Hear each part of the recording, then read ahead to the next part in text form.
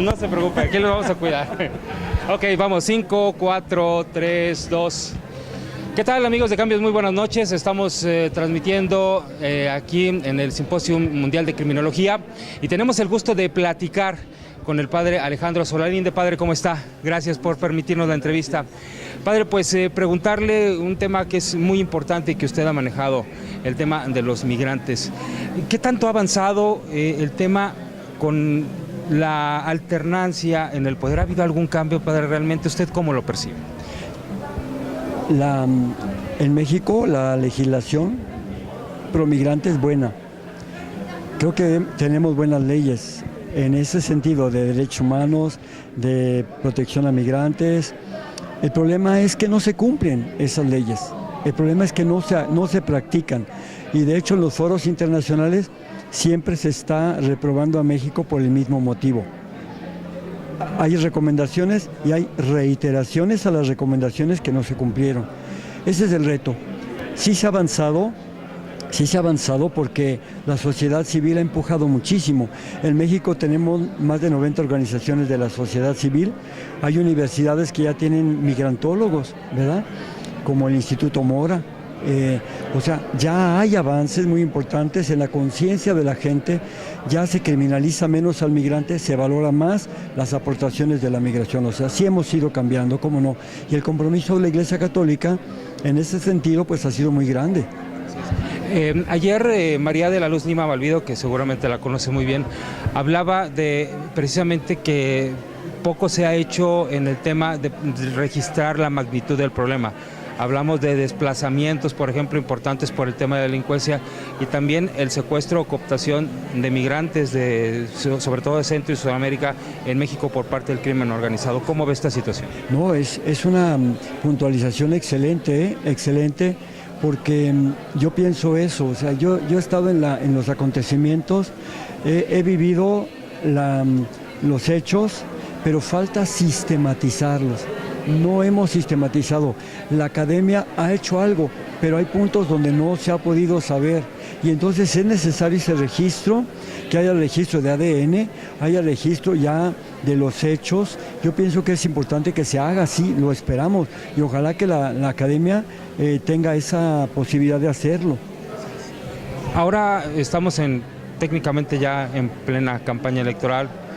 Hay algunos aspirantes claros, aunque son varios, pero hay algunos claros que pudieran llegar a la presidencia de México. ¿Ha tenido algún acercamiento? ¿Se han acercado con usted?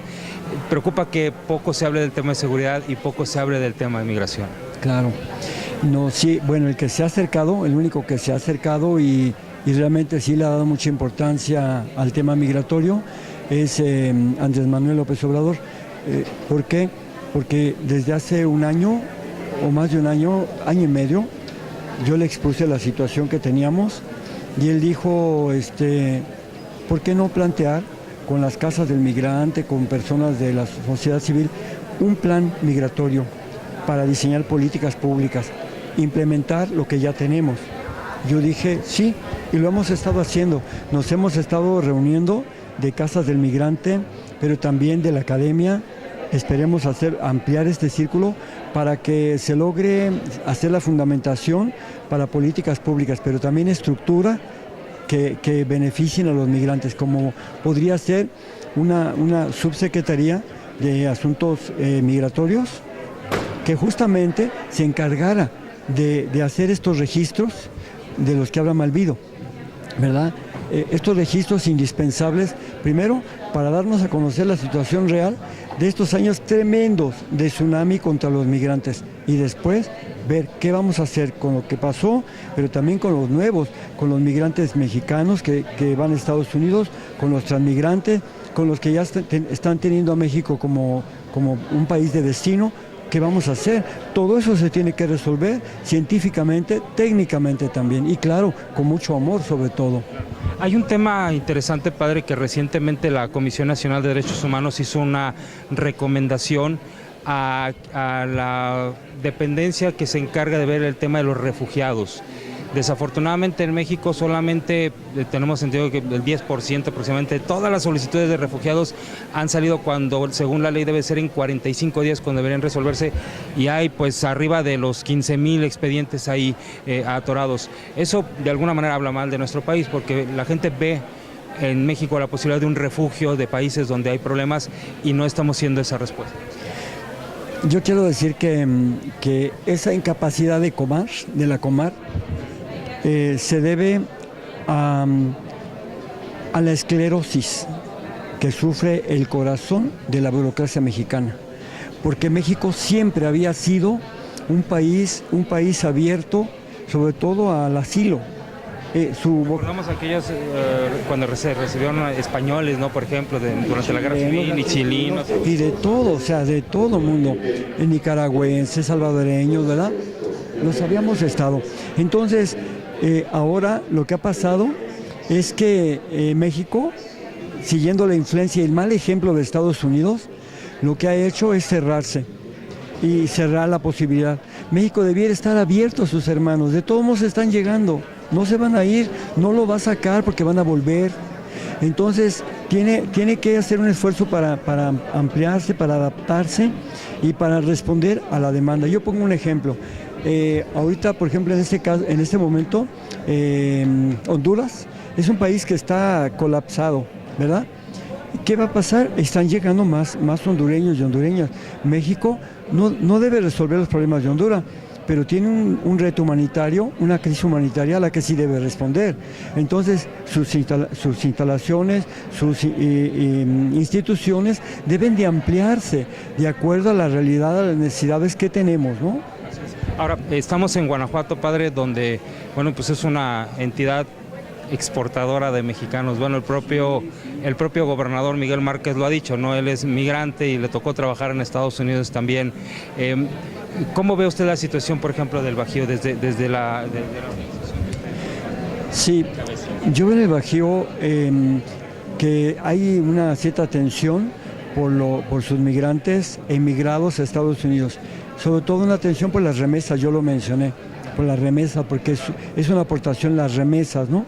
Pero por otro lado, no hay una corresponsabilidad ni con los migrantes mexicanos que retornan, pero tampoco con los transmigrantes, mucho menos con los que ya se están quedando, con los que se han decidido quedar. Ellos no piden limosnas, hay que tener claro esto, ellos no quieren vivir a expensas de otros. No, ellos tienen fuerza, son ingeniosos, tienen capacidades, lo que quieren es una oportunidad, trabajar. Ellos pueden superarse como cualquiera y pueden valerse por sí mismos. Ayer simplemente hablaba yo con un migrante y él es chofer, ya es chofer. Pero me daba risa cómo mencionaba su trabajo y su esposa le decía, pues ya tiene un buen trabajo y gana bien. ¿Qué puede ganar un chofer? Pero para ellos es mucho. Ellos no esperan grandes sueldos, pero sí lo suficiente para subsistir y no ser carga para nadie. Ahora, el reto en nuestro país se vuelve más importante en el marco de que viene un cambio en la presidencia, pero además tenemos un presidente de los Estados Unidos que se ha declarado pues anti-mexicano, ¿no? Eso obviamente también va a provocar que tal vez muchos migrantes que no necesariamente sean mexicanos en los Estados Unidos tengan que ingresar a nuestro país. ¿Cómo los estamos tratando? Sí, bueno, los hemos tratado mal, pero también hay que decir, el gobierno de México no ha tratado bien tampoco, no ha tratado a sus migrantes mexicanos, no los ha tratado bien, porque no los ha defendido, no los ha cuidado, porque no ha tenido ni siquiera dignidad para defender el prestigio de México, el honor de México, ¿no? Los derechos de México.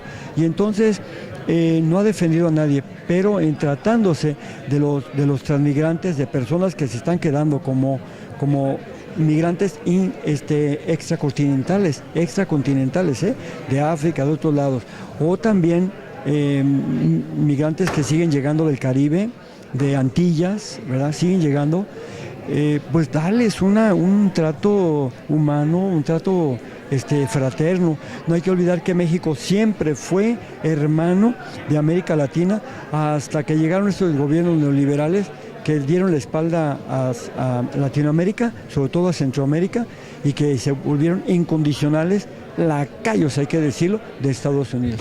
Desde su punto de vista, ¿cuáles son los puntos urgentes que debe empezar a tener no solo quien llegue a la presidencia, digo, pues ya está por terminar, sino el gobierno como institución? ¿Cuáles son los puntos desde su punto de vista prioritarios que deben de tenerse en materia de cuidado de los migrantes?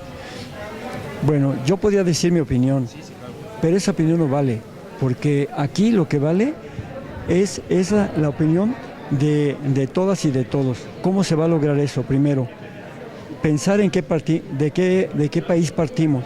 ¿Cómo va a dejar estos gobiernos que han pasado? ¿Cómo dejan a México? Hay que decirlo, en ruinas, en muchas cosas. Entonces, ¿cómo vamos a hacerle? ¿Qué diagnóstico seguir? El Tribunal Permanente de los Pueblos, el capítulo México, ya hizo un diagnóstico científico muy completo, pormenorizado. Hay que escucharlo. 2, juntar a todos los actores en México, no nada más a unos cuantos, como siempre lo habían hecho, a los de arriba, a las cúpulas, no. Juntar empresarios, pero también obreros, juntar burócratas, pero también migrantes, indígenas, todos, hombres, mujeres, la academia, artistas, todos absolutamente dar nuestra palabra y decir el país que queremos. Es la única manera de poder tener este país que deseamos. Yo veo que Andrés Manuel López Obrador tiene esa visión, la tiene. Él sabe que no las tiene de todas, como ningún candidato la tiene, pero con la convergencia de todas y de todos, con la aportación de todas y de todos, vamos a tener el país que queremos. Y no le vamos a echar la culpa a nadie, porque ese diseño de un nuevo gobierno y de un nuevo país nos toca a todas y a todos. Hay que escuchar a las mujeres, hay que escuchar a los jóvenes. Pienso que ahí está la clave para el país maravilloso que vamos a empezar a tener. No a partir del 2 de julio, no. Porque el país está destruido en muchas cosas. Hay que platicarlo, hay que empezar un camino de transición que nos lleve a un cambio. Y no un cambio, sino estar cambiando, porque hay que pensar en una dinámica de progreso, una dinámica de bienestar para todas y para todos, obviamente con la perspectiva de Dios, con la perspectiva de fe, siendo ese Tepeyac que la Virgen de Guadalupe soñó para todos, pero partiendo y empezando de los de abajo.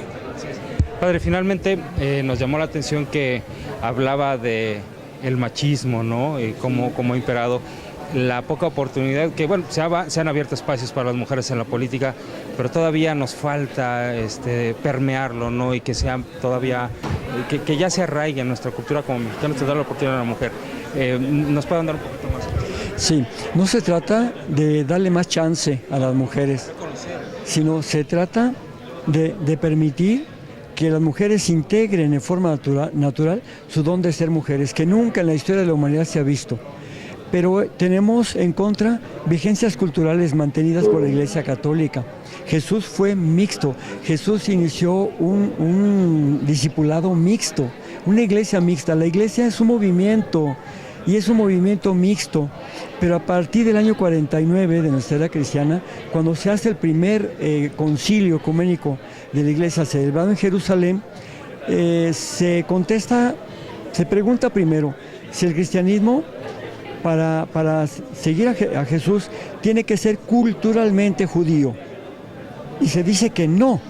Se hace a un lado la circuncisión, los alimentos prohibidos, pero nunca se pensó en este machismo de la cultura judía, nunca. Entonces, eso hemos venido cargando todos, por eso ahora no es de extrañarnos, que hoy, en este tiempo en que la mujer sigue siendo excluida de la Iglesia Católica, porque es excluida, no hay ninguna razón teológica ni tampoco bíblica para excluirla, porque Jesús las incluyó. No hay ninguna razón. Sin embargo, tenemos esa vigencia cultural de no permitir que las mujeres participen en la iglesia. Y claro, es un mal ejemplo que los cristianos ven y justifican para despreciar a la mujer. Y quiero decir una cifra. Oiga eso, el 98% de los asesinos de mujeres en México son católicos. Casi la mayor parte de ellos ha sido bautizado, ha hecho la primera comunión, se ha confirmado, se ha casado por la iglesia y ha sido compadre de algún sacramento. ¿Cómo la ve? Ya hablamos de un problema de raíz. Claro que es de raíz y es muy profundo, porque para cambiar hay que preguntarle a Jesús, no al Jesús oficial, vuelvo a decir, sino al Jesús de los evangelios, el que está ahí, porque usted me podrá decir es el mismo, no es el mismo. A ver, En los evangelios yo veo a un Jesús mixto que va con mujeres, Lucas 8, 1 y 3, ahí puede verlo claramente. No tiene que ver nada con el Jesús oficial de la iglesia que excluye a las mujeres y que no las deja entrar. Jesús llamó a jóvenes, hoy en la iglesia es puro vejestorio, con perdón, y empezando por mí, pero es puro vejestorio. Tenemos una iglesia gerontócrata, porque manda a los viejos, y eso no puede ser. Los jóvenes tienen ahora un empuje, una sabiduría, tienen doctorados, tienen muchas cosas que aportar. Es otra exclusión que la Iglesia Católica ha hecho contra los derechos humanos. Y en el caso de la política, pues podemos ver que aspirantes presidenciales solo hay una mujer. En el caso del gobierno de Guanajuato solamente también hay una mujer. ¿Una candidata mujer? Sí, pero ¿qué candidata mujer? O sea, yo la conozco a ella desde hace años, ¿verdad? Antares Vázquez de la Torre, ella es una mujer muy sensible, es una mujer de abajo, una mujer que escucha, una mujer muy valiente, que ella tiene la capacidad de estar sometida a presiones como esta que le están poniendo ahorita los morenos de adentro, el fuego amigo, ¿verdad? Y ella es capaz de mantenerse no en su aspiración del poder, sino del servicio. Si la calan, van a ver que es una mujer creyente, además muy católica, y va a ser una gran gobernadora, la primera gobernadora del estado de Guanajuato, y la primera en abrir brecha en toda la región. Padre, pues muchísimas gracias por haber concedido esta entrevista. Muy amable, gracias al padre Alejandro Fusolalinde. Y bueno, pues nosotros nos despedimos, mandamos cámaras y micrófonos al estudio.